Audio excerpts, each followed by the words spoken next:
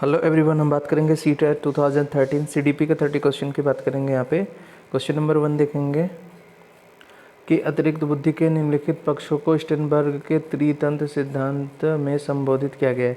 तो यहाँ पे तीन चीज़ें जो हैं स्टेनबर्ग के त्रितंत्र सिद्धांत में संबोधित किया था उन्होंने। फर्स्ट पॉइंट ये अवयवभूत इन्होंने किया था फर्स्ट। सेकंड पॉइंट भी सामाजिक इसमें त्रितंत्र में शामिल है, ये भी शामिल है।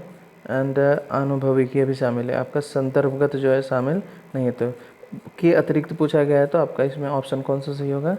Fourth option. Okay. And second question देखेंगे यहाँ पे, हावर्ड गार्डनर का बुद्धि का सिद्धांत डैश पर बल देता है। तो यहाँ पे जो ये चीज़ें ऐसे की पॉइंट जो होते हैं क्वेश्चन कि ये तो हमें पता ही होना चाहिए कि हावर्ड गार्डनर का बुद्धि सिद्धांत किस चीज़ पे ज़्यादा इफेक्ट कर रहा था। ठीक है। तो यहाँ पे है कि प्रत्येक व्यक्ति की विलक्षण योग्यता, हर व्यक्ति की अलग अलग जो विलक्षण योग्यता होती है बुद्धि की, उसकी बात की थी उन्होंने। ठीक है। थर्ड ऑप्शन से जाएगा। क्वेश्चन नंबर 3 की बात करेंगे, थ प च ध्वनियाँ हैं। तो ये तो स्वनिम होती है, ये ज़्यादातर लोगों को पता ही है। आपका फोर्थ ऑप्शन हो जाएगा। ठीक है। एंड फोर्थ क्वेश्चन है, कक्षा में जेंडर रूढ़िबद्धता से बचने के लिए एक शिक्षक को, रूढ़िबद्धता से रिलेटेड एक या दो क्वेश्चन हर बार ही सीटेट में आता है। कक्षा में जेंडर रूढ़िबद्धता से बचने के लिए एक शिक्षक को, फर्स्ट ऑप्शन दिया गया है लड़के लड़कियों को एक साथ अपारंपरिक भूमिकाओं में रखना चाहिए। अच्छी लड़की अच्छा लड़का कहकर शिक्षार्थियों के अच्छे कार्य की सराहना करनी चाहिए। ऐसा तो बिल्कुल नहीं है कि कुश्ती में भाग लेने के लिए लड़कियों को ही नहीं, ये भी गलत है। आपका लड़कों को जोखिम उठाने और निर्भीक बनने के लिए प्रोत्साहित करना चाहिए। तो ज़रूरी नहीं है कि लड़कों को ही करना, लड़कियों दोनों को इक्वल रखा है। तो ये भी ऑप्शन गलत है। तो यहाँ पे अगर रूढ़िबद्धता को ख़त्म करना है, उससे बचने के लिए फर्स्ट ऑप्शन सबसे ज़्यादा बेटर है। यहाँ पे देखेंगे लड़के और लड़कियों को एक साथ अपारंपरिक भूमिकाओं में रखना चाहिए। ओके। फिफ्थ क्वेश्चन देखेंगे, विद्यालय को किसके लिए व्यक्तिगत भिन्नताओं को पूरा करना चाहिए? विद्यालय को किसके लिए? व्यक्तिगत भिन्नता मीन्स हर पर्टिकुलर एक स्टूडेंट की अलग अलग कैपेबिलिटी होती है, उसकी क्वालिटी होती है या अंडरस्टैंडिंग होती है। तो इसकी बात हो रही है यहाँ पे। व्यक्तिगत भिन्नताओं के मध्य खाई को कम करने के लिए, ऐसा तो कुछ है नहीं, बिल्कुल गलत है फर्स्ट ऑप्शन। सेकेंड है शिक्षार्थियों के निष्पादन और योग्यताओं को समान करने के लिए। ऐसा नहीं है कि हर शिक्षार्थी को इक्वल योग्यताओं का मतलब समानता तो नहीं कर सकते, क्योंकि कोई बच्चा ज़्यादा कोई कम किस तरीके से सीखता है ये डिपेंड नहीं करता। थर्ड ऑप्शन है यह समझने के लिए कि क्यों शिक्षार्थी सीखने के योग्य या अयोग्य। एक्चुअली व्यक्तिगत भिन्नता ये होती है कि एक स्टूडेंट जो सिंगल स्टूडेंट है उसको देखना इसलिए इम्पॉर्टेंट है, उसको समझना इसलिए ज़रूरी है क्योंकि हर बच्चा अपना अलग अलग तरीके से सीखता है और उस सीखने के योग्य है या नहीं है। तो आपका थर्ड ऑप्शन सबसे बेस्ट लग रहा है, थर्ड ऑप्शन सही हो जाएगा। और फोर्थ में जो दिया गया था व्यक्ति शिक्षार्थी को विशिष्ट होने की अनुभूति कराने के लिए, ऐसा तो कुछ है नहीं, तो फोर्थ तो गलत ही रहेगा। ठीक है।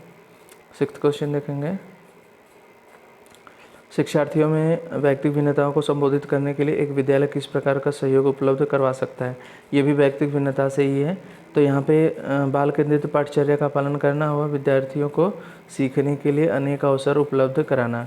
तो एक्चुअली क्या होता है, बच्चा तभी ज़्यादा बेहतर तरीके से व्यक्तिगत भिन्नताओं को संबोधित करने के लिए हर पर्टिकुलर बच्चे को ज़्यादा से ज़्यादा अवसर प्रदान किया जाए कि वो सीखे। केंद्रित पाठचर्या का पालन करना, बाल केंद्रित पाठचर्या जो बनाई गई है उसका पालन करना और शिक्षार्थियों को सीखने के लिए ज़्यादा से ज़्यादा अवसर उपलब्ध कराना। अवसर ज़्यादा से ज़्यादा देना चाहिए बच्चों को। इसका तो फर्स्ट ऑप्शन ही सही हो जाएगा। ठीक है।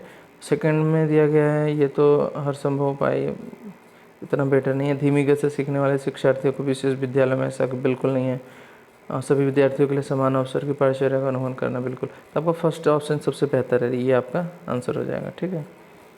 7 देखेंगे हम, सतत और व्यापक मूल्यांकन पर बल देता है। ऐसे क्वेश्चन को हमें पता होना चाहिए कि सतत और व्यापक मूल्यांकन किस चीज़ पर बल देता है, ये हमें पता ही होना चाहिए। तो फर्स्ट ऑप्शन है सीखने को सुनिश्चित करने के लिए व्यापक निरंतर परीक्षण सतत और व्यापक मूल्यांकन है। ठीक है, बस उतना बेहतर नहीं है। अभी और 3 ऑप्शन है, देखते हैं। सीखने को किस प्रकार अवलोकित, रिकॉर्ड या सुधारा जाए, ये ऑप्शन मुझे ज़्यादा बेटर लग रहा है। सेकंड थर्ड को भी देख लेते हैं, शिक्षण के साथ परीक्षाओं का सामंजस्य। हाँ वो तो है, लेकिन यहाँ पे जो 3 पॉइंट दिए, अवलोकित, रिकॉर्ड और सुधारा जाए, इसलिए ही आपका सेकंड ऑप्शन ज़्यादा बेटर होगा। ठीक है, बोर्ड परीक्षाओं की अनावश्यकता पर ऐसा कुछ नहीं है, ये ऑप्शन गलत हो जाए, थर्ड ऑप्शन ज़्यादा बेटर है आपका।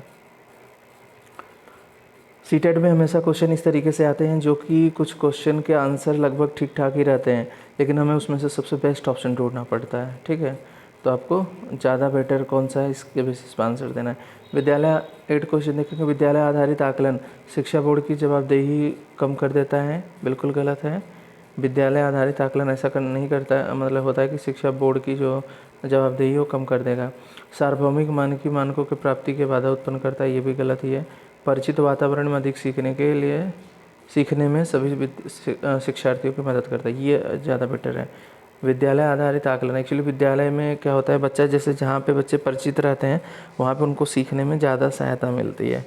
ऐसा फिक्स नहीं है, मतलब ये है कि पॉसिबिलिटी जो होती है बच्चा बेहतर तरीके से सीखता है, तो इसलिए थर्ड ऑप्शन सही हो जाएगा। ठीक है, 9th क्वेश्चन देखेंगे, सीखने की तत्परता की ओर संकेत करती है। फर्स्ट पॉइंट है शिक्षार्थियों का सामान्य योग्यता स्तर सीखने के सातत्य में, शिक्षार्थियों का वर्तमान संज्ञात्मक स्तर सीखने के कार्य की प्रकृति को संतुष्ट करने, थॉर्नडाइक का तत्परता नियम। तो यहाँ पे गलती से आप फोर्थ ऑप्शन मत ले लेना, यहाँ पे क्वेश्चन में बोला गया कि सीखने की तत्परता किस ओर संकेत करती, तो यहाँ पे इसका आंसर हो जाएगा सेकेंड, सीखने के सातत्य में शिक्षार्थियों का वर्तमान संज्ञात्मक स्तर, सेकेंड ऑप्शन सही हो जाएगा। 10 क्वेश्चन देखेंगे, एक शिक्षिका की कक्षा में कुछ शारीरिक विकलांगता वाले बच्चे हैं, मतलब वहाँ पे सभी बच्चे विकलांग है, जिस क्लास की शिक्षिका हैं, निम्नलिखित में से उसके लिए क्या करना सबसे उचित होगा, मतलब टीचर क्या बोल सकती है क्लास के लिए। पहिया कुर्सी वाले बच्चे हाल में, एक्चुअली वहाँ पे विकलांग है तो ऑब्वियसली पहिया कुर्सी वाले बच्चे हाल में जाने के लिए अपने समवयस्क साथी बच्चों से मदद ले सकते हैं, हाँ ठीक है। और शारीरिक रूप से असुविधा वाले बच्चे कक्षा में कोई भी वैकल्पिक गति कर सकते हैं। मोहन खेल के मैदान में जाने के लिए आप अपनी बैसाखियों का प्रयोग क्यों नहीं करते हैं। पोलियोग्रस्त बच्चे अब एक गाना प्रस्तुत करेंगे। तो मुझे जहाँ तक सबसे बेस्ट ऑप्शन लग रहा है कि यहाँ पे कोई भी वैकल्पिक विधि, सेकेंड ऑप्शन। शारीरिक रूप से असुविधाग्रस्त बच्चे कक्षा में कोई भी, जैसे जो लोग एकदम सक्षम नहीं है किसी भी काम जो बोला जा रहा है, तो कोई भी वैकल्पिक विधि कर सकते हैं, सेकेंड ऑप्शन हो जाएगा। 11 देखेंगे, के अतिरिक्त निम्नलिखित सभी के कारण अधिगम अक्षमता उत्पन्न हो जाती है। तो यहाँ पे के अतिरिक्त किसके कारण अधिगम अक्षमता नहीं होती, सांस्कृतिक कारक। सांस्कृतिक कारक का क्या लेना देना किसी की अक्षमता से। अक्षमता जैसे आपने देखा होगा डिसलेक्सिया, डिसकैलकुलिया, ये सारी चीज़ें, तो ये मतलब अलग अलग टाइप की जो अक्षमता होती है इससे हो सकता है सेरेब्रम डिस्फंक्शन और संवेगात्मक विघ्न और व्यवहारगत विघ्न, इन सब से हो सकता है, लेकिन सांस्कृतिक कारक से नहीं होगा कोई भी अधिगम अक्षमता। एक समावेशी विद्यालय, समावेशी विद्यालय, सबसे पहले समावेशी की बात करते हैं तो समावेशी ये होता है कि वह बच्चों की किसी भी बच्चा बेहतर करता है या नहीं होता, इस बात को बिल्कुल समावेशी शिक्षा के अंतर्गत नहीं लिया जाता। बच्चा कैसे भी है उसे अपने एडमिशन दिया जाता है और उसके बेसिस पे कार्य किया जाता है। ठीक है, तो यहाँ पे 4 ऑप्शन देखेंगे कि एक समावेशी विद्यालय क्या करने की कोशिश करता है। विद्यालयों की क्षमताओं की परवाह किए बिना सभी के अधिगम परिमाणों को सुधारने के लिए प्रतिबद्ध होना, बिल्कुल बेहतर ऑप्शन है। सेकंड ऑप्शन भी देख लेंगे, शिक्षार्थियों के मध्य अंतर करता है, बिल्कुल नहीं, अंतर तो बिल्कुल, तो ये बिल्कुल गलत हो गया पहले पॉइंट से ही। सेकंड ऑप्शन, विशेष रूप से योग्य विद्यार्थियों के लिए अधिगम परिणामों को सुधारने के लिए विशिष्ट रूप से प्रतिबद्ध होता है, विशेष रूप नहीं, ऐसा नहीं है, सभी विद्यार्थियों को लेता है। और शिक्षार्थियों की नियोग्यता के अनुसार उनकी सीखने की आवश्यकताओं का निर्धारित करता है। शिक्षार्थियों की नियोग्यता, ये भी नहीं, हमको ये बेस्ट ऑप्शन है आपका फर्स्ट, शिक्षार्थियों की क्षमताओं की परवाह किए बिना सभी के अधिगम परिणामों को सुधारने के लिए प्रतिबद्ध होता है। 13 क्वेश्चन देखेंगे यहाँ पे।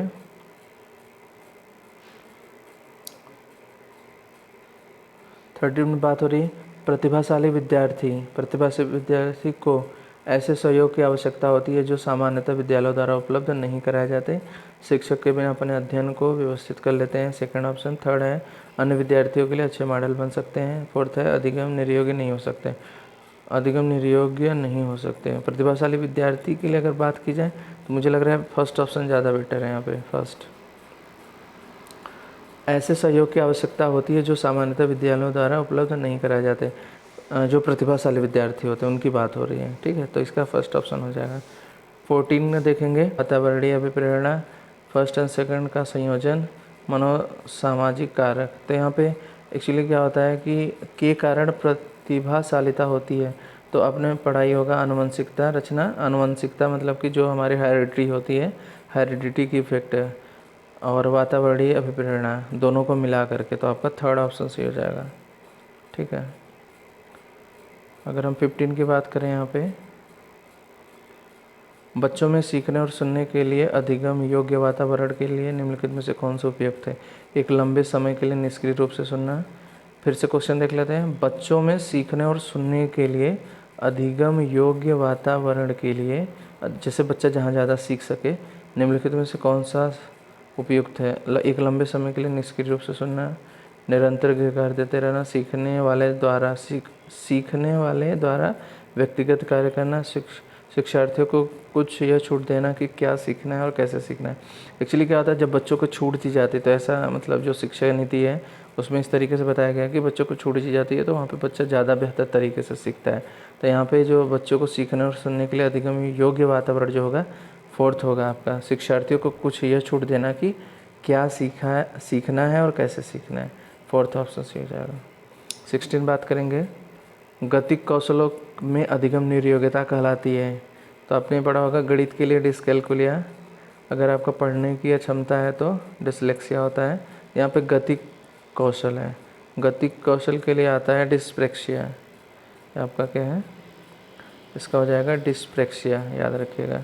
गतिक कौशलों के लिए अधिगम निर्योग्यता क्या कहलाती है, डिस्प्रेक्सिया। ठीक है।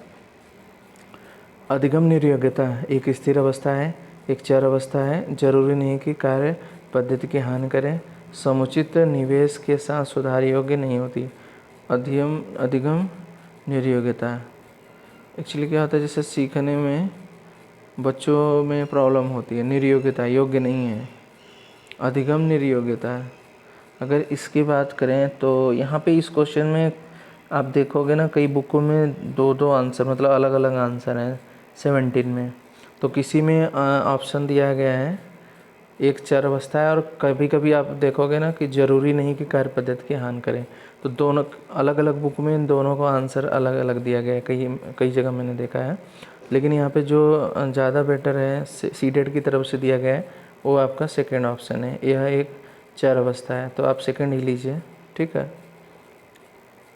18 की बात करेंगे कि अतिरिक्त निम्नलिखित समस्या समाधान की प्रक्रिया के चरण हैं। यहाँ पे दिया गया है ऐसा कौन सा पॉइंट है, 4 पॉइंट में से एक पॉइंट ऐसा है कि अतिरिक्त, इस पॉइंट का हमेशा ध्यान रखिए कि अतिरिक्त की बात हो रही कि एक ऐसा है जो समस्या समाधान की प्रक्रिया के चरण नहीं है, और 3 है। तो समस्या की पहचान बिल्कुल सही है ये आपका, लेकिन पूछा गया निगेटिव टर्म पूछा गया, समस्या का छोटे हिस्सों में बांटना, ये भी ठीक है। ये समस्या समाधान की प्रक्रिया है, और हमें पूछा है कि कौन सी प्रक्रिया नहीं है, संभावित युक्तियों की खोजना, ये भी सही है। मतलब ये तीनों आ जाएंगे कि समस्या समाधान की प्रक्रिया के चरण, और पूछा है कौन सा नहीं है, तो परिणामों की आशा करना है इसका। तो आपका जो ऑप्शन है वो 4 सही हो जाएगा। 19 क्वेश्चन की बात करेंगे। एक शिक्षक को, फर्स्ट ऑप्शन है क्या करना चाहिए, इसके बारे में 4 ऑप्शन दिया गया है। शिक्षार्थियों द्वारा दी गई त्रुटियों को एक भयंकर भूल के रूप में लेना चाहिए, बिल्कुल गलत है, क्योंकि जो बच्चे गलतियां करते हैं उससे कहीं ना कहीं बच्चों को सीख लेनी चाहिए, और बच्चा किस तरीके से सीखेगा ये हमारी हेल्प करता है। ठीक है। एक टीचर का काम होना चाहिए कि बच्चों को उस गलतियों को भयंकर रूप में नहीं लेना चाहिए, न बल्कि उससे उसकी हेल्प से बच्चों को सिखाना चाहिए। शिक्षार्थी कितनी बार गलती करने से बचता है, शिक्षार्थी कितनी बार गलती करने से बचता है, इसे सफलता के माप के रूप में लेना चाहिए। चलो ठीक है, ये भी ऑप्शन देख लेते हैं। थर्ड देखते हैं, जब विद्यार्थी विचारों को संप्रेरित करने की कोशिश कर रहे हैं तो उन्हें ठीक नहीं करना चाहिए। ओके। फोर्थ ऑप्शन देखेंगे, व्याख्यान पर अधिक ध्यान देना चाहिए और ज्ञान के लिए आधार उपलब्ध कराना चाहिए। ठीक है। यहाँ पे 90 में ऑप्शन अगर जो देखा जाए तो जब शिक्षार्थी, यहाँ पे थर्ड ऑप्शन मुझे लग रहा है ज़्यादा सही है, पहला ऑप्शन तो बिल्कुल गलत है।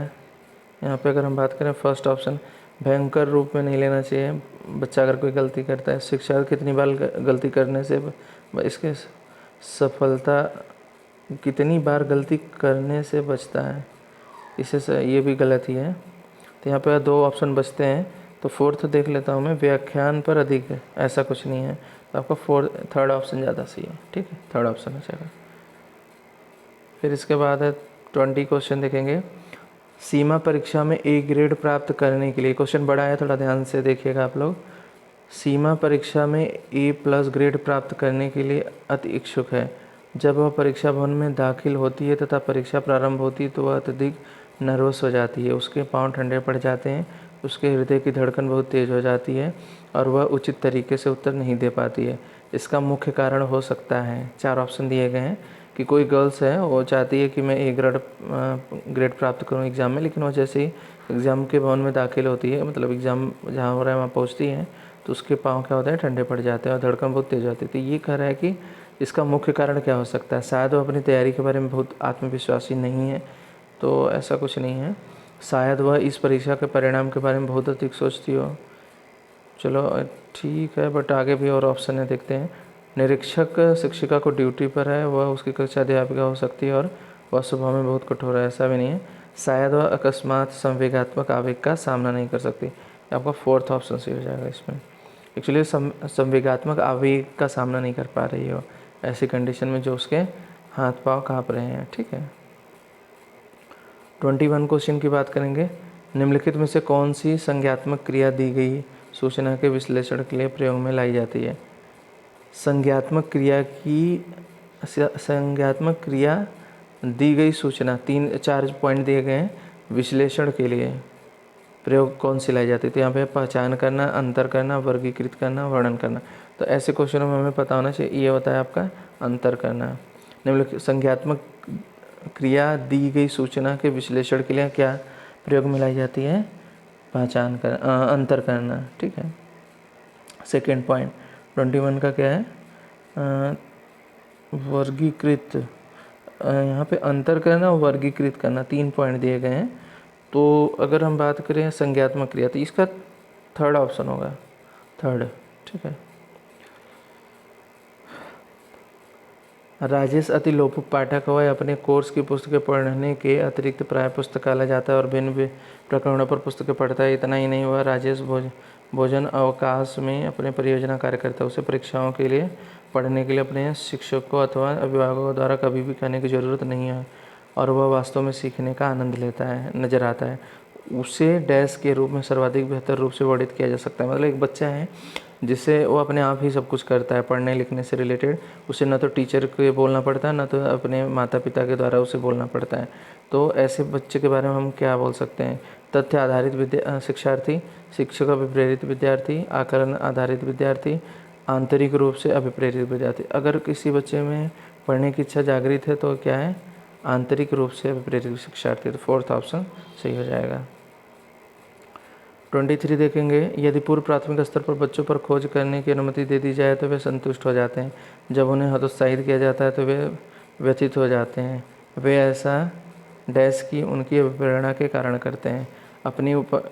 अपनी उपेक्षा को कम करने, कक्षा के साथ संबंधों ने, कक्षा में अव्यवस्था फैलाने, अपनी शक्तियों का उपयोग करने।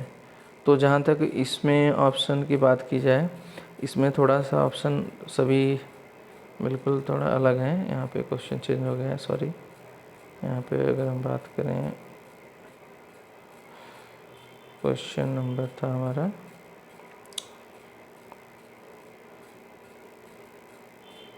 ये 23 था।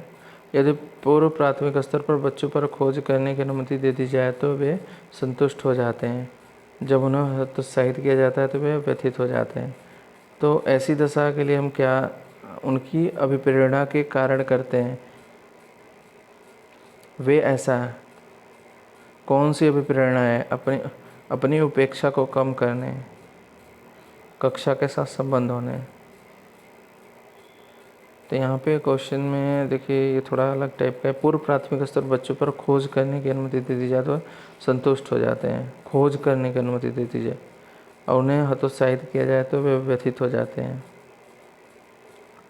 अगर उन्हें हतोत्साहित किया जाए तो, अगर यहाँ पे अपनी शक्तियों का उपयोग करने, कक्षा में अव्यवस्था, ये तो बिल्कुल गलत है।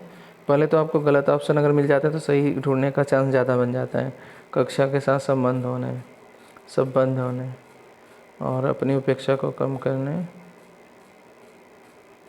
तो मुझे लग रहा है कि यहाँ पे फर्स्ट ऑप्शन सबसे ज़्यादा बेटर लग रहा है। इस क्वेश्चन में आप लोग देख लेना, इसका मैं एक बार कभी डिस्कशन होगा तो एक बार और डिस्कस करूँगा, लेकिन अभी के लिए आप लोग इसमें फर्स्ट ऑप्शन ले लीजिए, ठीक है। एंड 24 क्वेश्चन की बात करेंगे। मानव बुद्धि और विकास की समझ शिक्षक को के योग्य बनाती है। मानव बुद्धि और विकास की समझ शिक्षक को किसके योग्य बनाती है? डैश दिया गया है। शिक्षण के समय शिक्षार्थियों के संवेगों पर नियंत्रण बनाए रखने, विविध शिक्षार्थियों के शिक्षण के बारे में स्पष्टता, शिक्षार्थियों को यह बताने कि वे अपने जीवन को कैसे सुधारें, निष्पक्ष रूप में अपने शिक्षण अभ्यास, ठीक है। तो यहाँ पे सेकेंड ऑप्शन सबसे बेहतर लग रहा है, विविध शिक्षार्थियों के शिक्षण के बारे में स्पष्टता, ठीक है। 25 देखेंगे यहाँ पे 25 निम्नलिखित में से 25 देखेंगे यहाँ पे, निम्नलिखित में से कौन सा सत्य है? विकास और सीखना समाज सांस्कृतिक संदर्भों में अप्रभावित रहते हैं। शिक्षार्थी एक निश्चित तरीके से सीखते हैं। खेलना संज्ञान और सामाजिक दक्षता के लिए सार्थक है। शिक्षक द्वारा प्रश्न पूछना संज्ञात्मक विकास में बाधक है। शिक्षक द्वारा प्रश्न पूछना ऐसा तो कुछ नहीं है, सत्य पूछा गया है, ठीक है। तो यहाँ पे 25 खेलना संज्ञान और सामाजिक दक्षता के लिए सार्थक है। मुझे लग रहा है ये सबसे बेहतर है कि खेलना जो होता है बच्चों को संज्ञान और सामाजिक दक्षता के लिए बहुत ज़्यादा ही सार्थक होता है, ठीक है। 26 देखेंगे यहाँ पे, बच्चे के विकास में आनुवंशिकता और वातावरण की भूमिका के बारे में निम्नलिखित में से कौन सा सत्य है? ये क्वेश्चन ज़्यादातर लोग आप इसमें थोड़ा सा कंफ्यूज हो सकते हैं, ठीक है। पहला है समवयस्कों और पितृक का सापेक्ष योगदान योगात्मक नहीं होता है। आनुवंशिकता और वातावरण एक साथ परिचालित नहीं होते हैं, तो यहाँ पे ये ऑप्शन तो बिल्कुल गलत हो गया। सहज रुझान वातावरण से संबंधित है जबकि वास्तविक विकास के लिए आनुवंशिकता जरूरी, ये भी गलत। अब बात आती है ये दो ऑप्शन, आनुवंशिकता वातावरण बच्चे के विकास में 50% का 50% का योगदान करते हैं, तो ज़्यादातर ऑप्शन यही लोग मार देते हैं। लेकिन यहाँ पे मुझे लग रहा है ये जो सीटेट की तरफ से आंसर है, और आपको पता होना चाहिए कि समवयस्कों और पितृक जीन्स का सापेक्ष योगदान योगात्मक कभी नहीं, मतलब एकदम पता नहीं रहता है, थोड़ा कम ज़्यादा भी हो जाता है। यहाँ पे जो सीटेट की तरफ से आंसर इसका दिया गया था वो फर्स्ट ऑप्शन है, ठीक है। 27 देखेंगे, सामाजिकरण है शिक्षक एवं पढ़ाए गए के बीच संबंध, समाज के आधुनिकीकरण की प्रक्रिया, समाज के मापदंडों के साथ अनुकूलन, सामाजिक मापदंडों में परिवर्तन। तो इसका थर्ड ऑप्शन सही हो जाएगा, थर्ड, ठीक है। अनुकूलन होना चाहिए, समाज के मापदंडों के साथ अनुकूलन। 28 देखेंगे, एक पीटी खेल शिक्षक क्रिकेट के खेल में अपने शिक्षार्थियों के क्षेत्र रक्षण को सुधारना चाहता है। निम्न में से कौन सी युक्ति शिक्षार्थियों को अपना लक्ष्य प्राप्त करने में सर्वाधिक सहायक है? शिक्षार्थियों को यह बताना कि क्षेत्र रक्षक सीखना उनके लिए किस प्रकार महत्वपूर्ण है। बेहतर क्षेत्र रक्षण और सफलता की दर के पीछे तर्क को स्पष्ट करना। क्षेत्र रक्षक को प्रदर्शित करना और शिक्षार्थी अवलोकन करेंगे। शिक्षार्थियों को क्षेत्र रक्षक का अधिक अभ्यास करवाना। तो मुझे लग रहा है यहाँ पे ज़्यादा से ज़्यादा बेहतर कब सीख सकते हैं? फोर्थ ऑप्शन सही होगा, शिक्षार्थी को जितना ज़्यादा अभ्यास कराएंगे उतना अच्छे तरीके से वो सीख सकेंगे। 29 देखेंगे यहाँ पे, एक शिक्षिका अपने विद्यार्थियों को इस रूप में मदद करना चाहती है कि वे एक स्थिति की अनेक दृष्टिकोणों की सराहना कर सकें। वह विभिन्न समूहों में एक स्थिति पर वाद विवाद करके अनेक अवसर उपलब्ध कराती है। वाइगोत्स्की के परिक्षेप के अनुसार उनके शिक्षार्थी विभिन्न दृष्टिकोणों को डैश करेंगे और अपने तरीके से उस स्थिति में अनेक परिप्रेक्ष्य विकसित करेंगे। आत्मसात, निर्माण, सक्रियकरण, और यहाँ पे दिया गया है तर्क संगत, ठीक है। यहाँ पे जो दिया गया ऑप्शन, इसमें विभिन्न दृष्टिकोणों को आत्मसात करेंगे, आत्मसात करना होता है, ठीक है। 29 फर्स्ट ऑप्शन हो जाएगा। 30 देखेंगे, सीता ने हाथ से दाल और चावल खाना सीख लिया है। जब उन्हें दाल और चावल दिए जाते हैं तो वह दाल चावल मिलाकर खाने लगती है। उसने चीज़ों को करने के लिए अपने स्कीमा में दाल और चावल खाने को क्या कर लिया है? अनुकूलित कर लिया। इसका ऑप्शन है फर्स्ट है समायोजित, अनुकूलित, समुचित, अंगीकार। तो यहाँ पे जो ऑप्शन सही होता है वो सेकंड वाला है, अनुकूलित होता है। अपने आप को उसने क्या कर लिया है, अनुकूलित कर लिया है। यह है आपके सीटेट के 2013 के CDP के 30 क्वेश्चन। इसके बाद हम अभी एक सीटेट